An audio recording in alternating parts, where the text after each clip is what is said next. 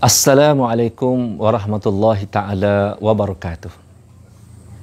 Ramadan yang sama, situasi yang berbeza. Pada tahun ini kita sama-sama menyempurnakan ibadah puasa di bulan Ramadan.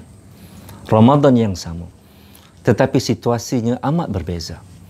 Kerana pada tahun ini kita berhadapan dengan wabak COVID-19.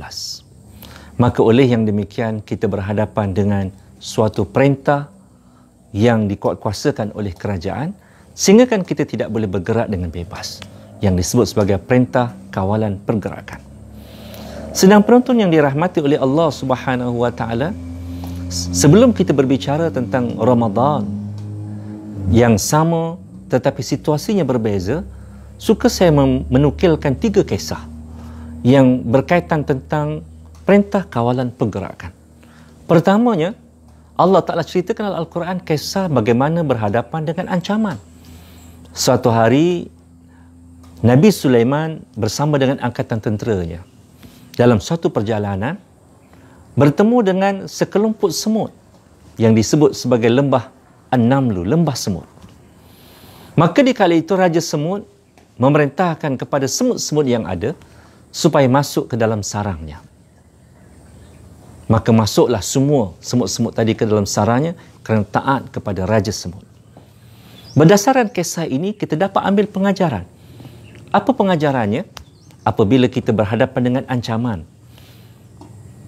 Apakah ancaman yang ada pada waktu itu? Ancaman pada waktu itu ialah kuda-kuda. Tentera Nabi Sulaiman yang tidak akan sedar kewujudan rumah semut dan semut-semut yang ada kerana semut terlalu kecil. Maka pastilah semut-semut yang ada sekiranya kekal di luar sarang, mereka akan dipijak dan mereka akan terbunuh. Maka oleh yang demikian menjadi pengajaran kepada kita untuk tinggal di rumah. Kalau semut tinggal di sarang, kita tinggal di rumah. Untuk apa? Untuk kita mengelakkan daripada bahaya yang sedang menanti kita, iaitu virus COVID-19.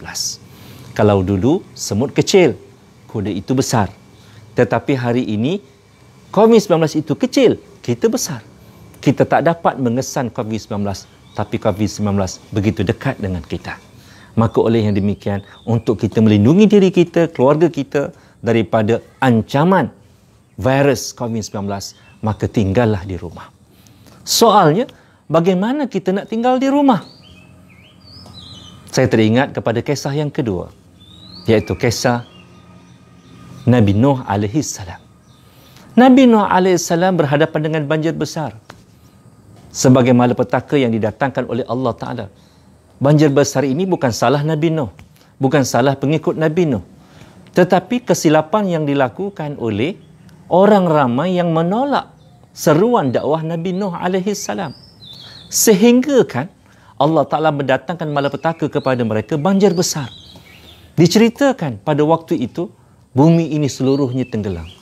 Kecuali Nabi Nuh bersama dengan 80 buah keluarga Muslim dan haiwan-haiwan, binatang-binatang secara berpasang-pasangan yang diselamatkan oleh Allah Ta'ala di atas sebuah kapal yang besar.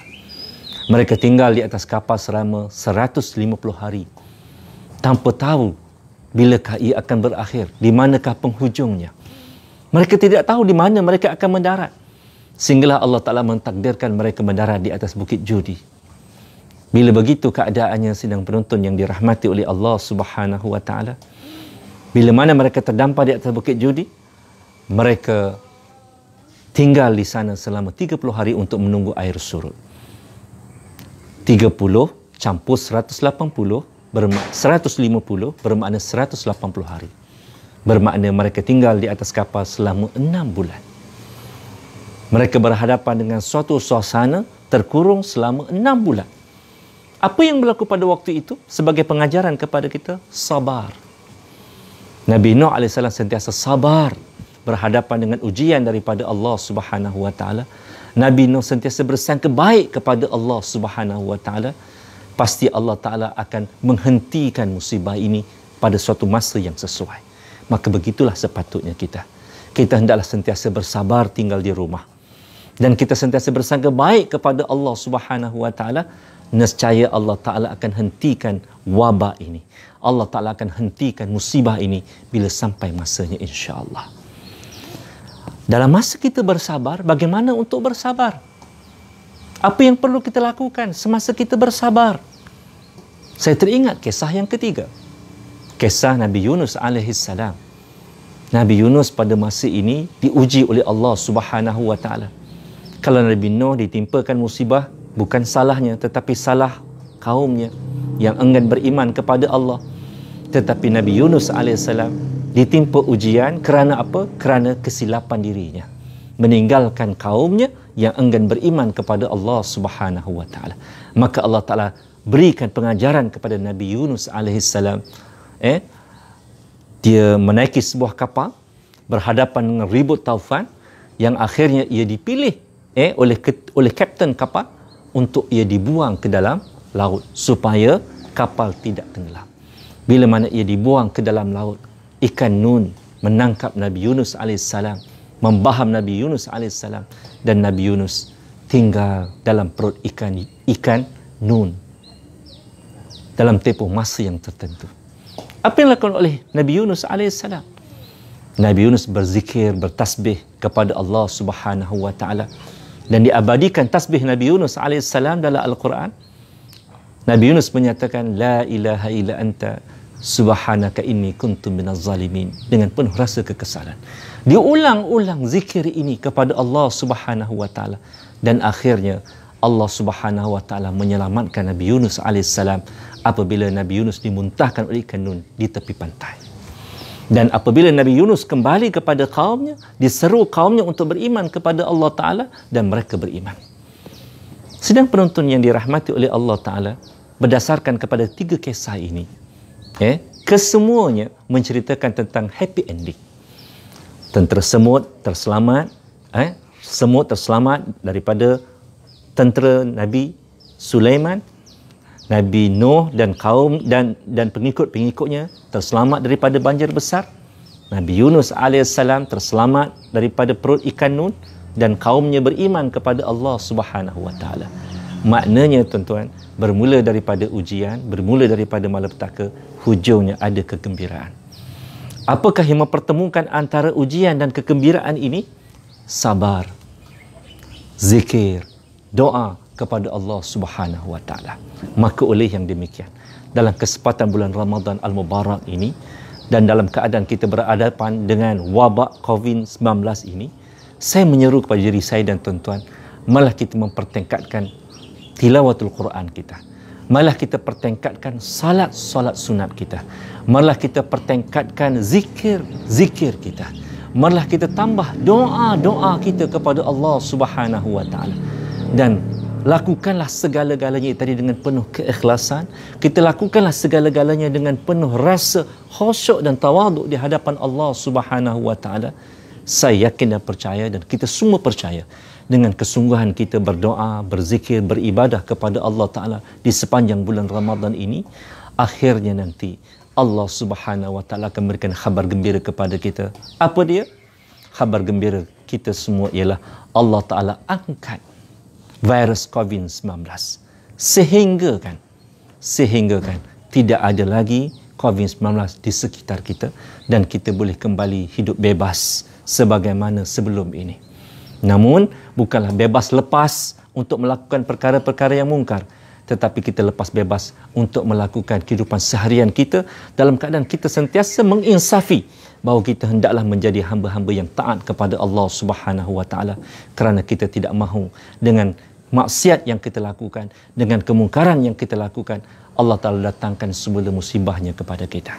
Sedang penonton yang dirahmati oleh Allah Subhanahu Wa Ta'ala, apa yang kita lakukan ini semuanya merupakan suatu kemudahan yang Allah Ta'ala berikan kepada kita, suatu kelebihan yang Allah Ta'ala berikan kepada kita untuk kita menyempurnakan ibadah-ibadah kita dengan sebaik mungkin. Mudah-mudahan Ramadan pada tahun ini menjadikan kita sebagai hamba kepada Allah Subhanahu wa taala yang sentiasa mengingati Allah Subhanahu wa taala. Maka oleh yang demikian, janganlah segan-segan untuk beristighfar kepada Allah taala. Jangan rasa malu nak memohon ampun kepada Allah Subhanahu wa taala. Kerana dalam sepanjang bulan Ramadan ini, Allah taala memberikan ruang seleluasnya untuk kita mohon ampun kepada Allah Subhanahu wa taala. Nabi menyatakan, "Man shama ramadhana imanan wa ihtisaban, ghufira lahu ma taqaddama min dzambih." Sesiapa yang menyempurnakan ibadah puasa di bulan Ramadan dengan penuh keimanan dan keinsafan, maka Allah taala akan mengampunkan dosa-dosa yang terdahulu. Kita perlu insaf bahawa musibah ini datang kerana dosa-dosa yang pernah kita lakukan. Sebagaimana yang dinyatakan oleh Allah Subhanahu wa taala, "Zaharal fasadu fil barri wal bahri bima kasabat adinas." Telah nyata bahawa kerosakan yang berlaku di atas muka bumi ini adalah gara-gara tangan-tangan manusia. Maknanya kesilapan-kesilapan yang pernah kita lakukan ini menyebabkan Allah Ta'ala datangkan malapetaka kepada kita. So bagaimana kita nak menghindari, bagaimana kita nak menolak malapetaka ini daripada berpanjangan? Maka tidak ada cara lain melainkan kita bertaubat kepada Allah Subhanahu wa taala. Kita mohon ampun kepada Allah Subhanahu wa taala. Mudah-mudahan dengan kita mohon ampun pada Allah taala, kita diberikan keampunan oleh Allah taala, dan bila mana Allah taala mengampuni dosa-dosa kita, maka segala wabak dan bencana ini Allah taala lindungi daripada terkena kepada kita, kepada keluarga kita, kepada masyarakat kita, kepada negara kita, dan akhirnya kita selamat daripada wabak COVID-19. Sidang penonton yang dirahmati oleh Allah Subhanahu wa taala, di samping kita bertaubat kepada Allah Subhanahu wa taala, kita beristighfar kepada Allah Subhanahu wa taala, marilah kita sama-sama memperbetulkan gaya hidup kita. Kadang-kadang kita melihat bahawa COVID-19 ini sebenarnya ingin mengajar kepada kita bagaimana sepatutnya kehidupan kita seharian. Sepatutnya kita hidup dalam keadaan kita sentiasa menjaga yang fardu. Jangan sampai kita tinggalkan kefarduan kita kepada Allah Subhanahu wa taala. Sepatutnya kita hidup atas dunia ini dalam keadaan sentiasa mengutamakan kebersihan, kebersihan diri.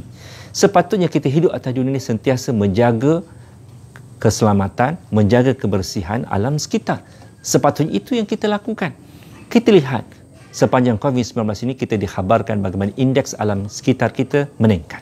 Maknanya suasana persekitaran kita menjadi semakin baik, udara semakin baik, sungai semakin baik sepanjang PKP, sepanjang Perintah Kawalan Pergerakan.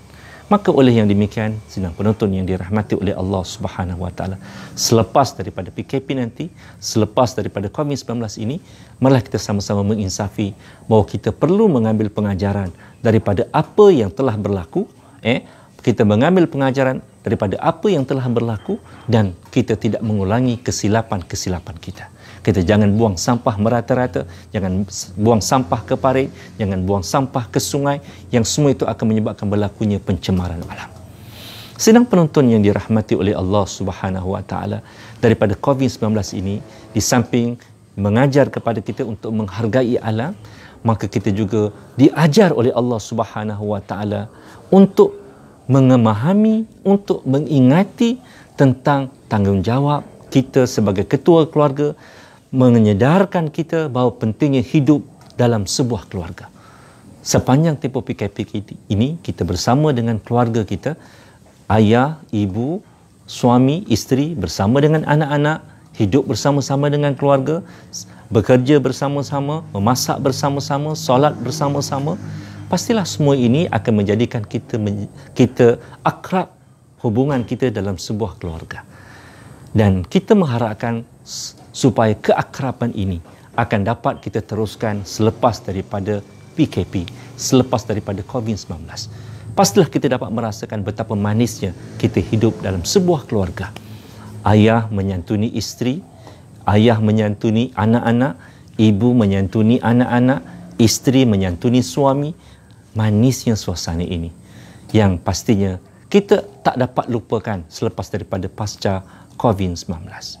Sidang penonton yang dirahmati oleh Allah Subhanahu wa taala, apabila kita melakukan kebaikan demi kebaikan di sepanjang bulan Ramadan ini, pastilah segala-galanya akan digandakan oleh Allah Subhanahu wa taala. Apapun yang kita lakukan, segala-galanya akan digandakan berlipat kali ganda oleh Allah Subhanahu wa taala. Maka oleh yang demikian, walaupun Ramadan yang sama, situasinya berbeza, namun di sana rupa-rupanya ada kelebihan yang banyak yang kita akan rasakan, yang kita akan dapat lakukan, dan semuanya itu sebenarnya sedikit pun tidak merugikan kita, tetapi segala-galanya menjadi tarbiyah kepada kita untuk kita dekat kepada Allah Ta'ala, untuk kita kasih kepada alam sekitar, untuk kita sayang keluarga kita, untuk kita hormati jiran tetangga kita, untuk kita kasih fuqara wal masakin, dan semuanya itu merupakan tarbiyah yang diatur oleh Allah Subhanahu Wa Ta'ala untuk kita semua. Modul Ramadan amat istimewa. Maka oleh yang demikian, jangan sia-siakan keberadaan kita di bulan Ramadan walaupun kita berada dalam suasana COVID-19. Selamat menyambut Ramadan dan mudah-mudahan kita bertemu lagi di Ramadan yang akan datang. Sekian, wabillahi taufiq wal hidayah. Wassalamualaikum warahmatullahi taala wabarakatuh.